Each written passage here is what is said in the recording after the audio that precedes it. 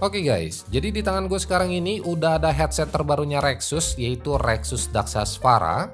Dan ini adalah headset lifestyle pertamanya mereka, yang dimana secara looksnya headset ini punya desain yang bener-bener stylish, bahkan lebih keren dari beberapa headset Rexus yang udah pernah gue coba.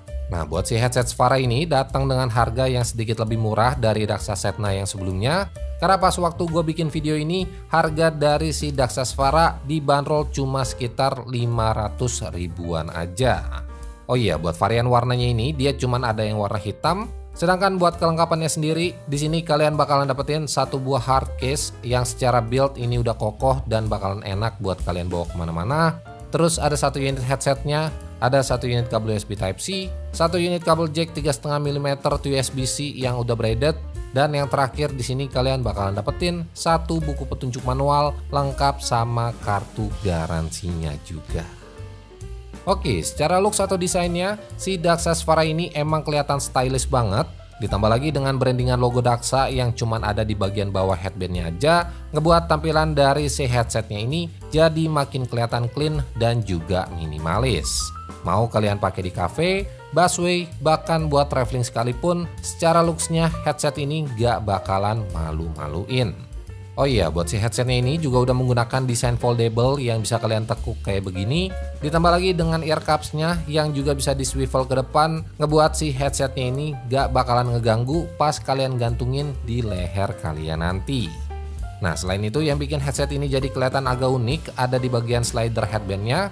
Karena kalau kalian perhatiin, bagian slidernya ini kayak semacam tanduk yang ngebuat looks dari headsetnya ini agak sedikit berbeda dari kebanyakan headset yang ada di pasaran. Nah, kalau buat build quality-nya sendiri, ini udah berasa premium banget buat sebuah headset 500 ribuan, dimana menggunakan material protein leather buat di bagian ear cups dan headbandnya, yang secara feel di tangan ini soft banget dan bakalan berasa nyaman pas waktu lagi kalian pakai. Oh iya, buat di ear cupsnya ini menggunakan foam yang cukup tebal dan juga empuk. Jadi pas kalian pakai dalam jangka waktu yang lumayan lama, ear cupsnya ini nggak bakalan berasa neken ke kuping dan nggak bakalan bikin kuping kalian jadi berasa sakit. Ya, walaupun emang penggunaan ear cups model kayak gini bakalan ngasih feels yang terbilang nyaman, tapi nggak bisa dipungkirin juga kalau headset bertipe over ear dan pakai bahan leather kayak begini bakalan bikin kuping kalian gampang gerah dan juga gampang keringetan. Oke, kalau buat tombol-tombolnya di sini ada di bagian ear cup sebelah kanan, di mana ada 3 rubber button yang bisa kalian pencet. Yang pertama punya fungsi buat volume up dan juga next song. Terus ada tombol power button, play pause, angkat dan tutup telepon. Ada tombol buat volume down dan juga preview song. Sedangkan buat tombol di sisi samping sini punya fungsi buat aktifin fitur ANC-nya dan juga transparency mode. Oh iya, buat fitur ANC-nya ini emang berasa kedap dan berasa budak juga, karena emang isolasi suara dari ear cups-nya tadi udah kedap. Jadi ditambah fitur ANC-nya ini, kalian bakalan berasa budak dan bakalan fokus aja sama suara musik yang lagi kalian dengar.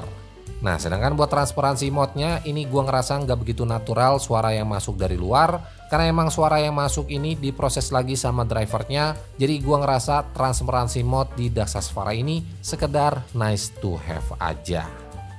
Oke, kalau buat spek singkatnya di sini gue bakal bacain sedikit. Jadi si Daxa Sfara ini udah menggunakan Bluetooth versi 5.3. Terus punya kapasitas baterai sebesar 500 mAh yang diklaim bisa bertahan 35 sampai 60 jam tergantung volume dan mode apa yang lagi kalian pakai. Terus punya 2 connection yaitu wired dan juga Bluetooth, dan buat ukuran driver yang dipakai yaitu ada di 40 mm. Well, kalau buat sound quality-nya sendiri di sini menurut gua lebih ke arah warm, dimana buat tuningan bassnya di sini berasa nendang dan gak yang berlebihan. Ya, walaupun emang di bagian mid bassnya ini agak berasa tipis, tapi buat tuningan bassnya ini udah tergolong enak menurut gua. Buat ngedengerin lagu-lagu EDM, pop dan rock ini masih kedengeran oke. Terus buat suara vokalnya di sini agak sedikit mundur ke belakang, sedangkan buat treble-nya di sini udah cukup oke, bahkan gue bisa bilang treble-nya ini terbilang cukup extend.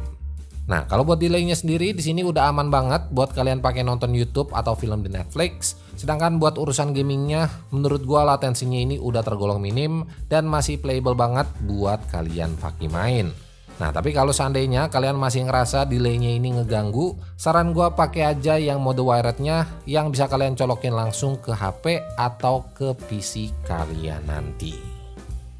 Oke, cek mic cek 1 2 3 tes. Dan ya, suara yang kalian dengar sekarang ini udah gua rekam pakai si mikrofon internal dari si Daxas Vara ini.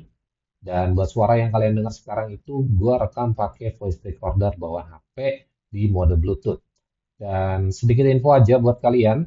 Jadi si mikrofonnya ini barusan gua coba di mode wired, terus gua colokin ke Mac Mini gua. Ternyata si Daxas Vara ini cuman kebaca outputnya aja dan nggak masuk ke input mikrofon di Mac Mini gua ini. Gua nggak tahu persis cara teknisnya ini gimana, tapi yang jelas tadi pas waktu gua coba record di Mac Mini gua, dia ini nggak ada suaranya sama sekali. Dan ternyata pas waktu gua cek ke source inputnya, dia emang nggak kedetek mikrofon dari si Daxas Vara ini. Dan ya buat di mode Bluetooth-nya ini aman-aman aja, lancar-lancar aja. Kualitas suaranya juga bisa kalian dengar sekarang. Dan mungkin buat kalian yang punya tanggapan soal kualitas suara dari mikrofon si Daxas Vara ini, kalian bisa langsung tulis aja pendapat kalian soal kualitas suaranya di kolom komentar yang ada di bawah.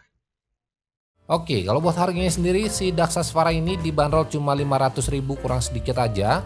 Dan mungkin buat kalian yang emang tertarik sama si headset yang satu ini, seperti biasa semua link produk officialnya Rexus udah gua cantumin di kolom deskripsi di bawah.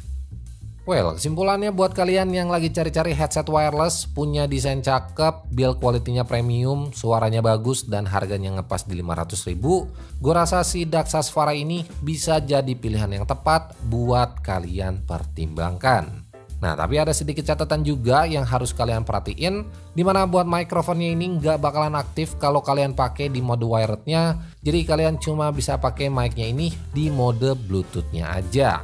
Gua nggak begitu ngerti secara teknisnya ini kenapa, tapi yang jelas kekurangannya ini cukup mengganggu kalau seandainya kalian lagi main game di mode wired, tapi butuh mikrofon juga buat interaksi sama teman-teman kalian nanti. Nah, tapi kalau seandainya kalian nggak ada masalah sama kekurangan yang udah gue sebutin tadi, gue rasa si Daxas Vara ini bisa jadi headset yang oke banget buat kalian beli. Oke, mungkin segitu aja video singkat gua buat si Daxas Vara ini. Jadi like aja kalau kalian suka sama videonya, dan share juga ke teman-teman kalian kalau video ini bermanfaat.